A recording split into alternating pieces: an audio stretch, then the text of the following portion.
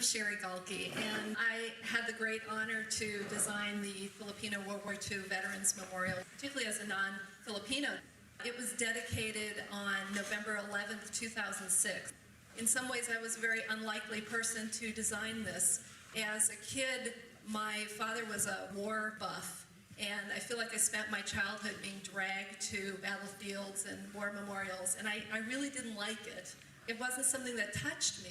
So it's not something that I sought out to get this commission, and yet I was selected, and I heard the story of the veterans, and I was very intrigued by that. And then when I went to meet them, Mr. Baklig told me his story, and I was incredibly moved. There was such great service and sacrifice, and yet I didn't know the story, and many people didn't. Many people don't know the stories that happen in war. And so for me to have the opportunity to tell that story was very moving to me.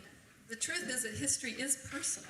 It's wonderful when we can bring it alive and share those stories, which is why I designed the memorial in the way that I did. As a child, the memorials didn't really speak to me because they were maybe so symbolic.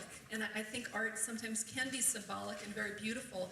But for me, I felt like I wanted to literally engrave their story in stone, so that it would be there for people to read. The memorial itself, to me, is a book.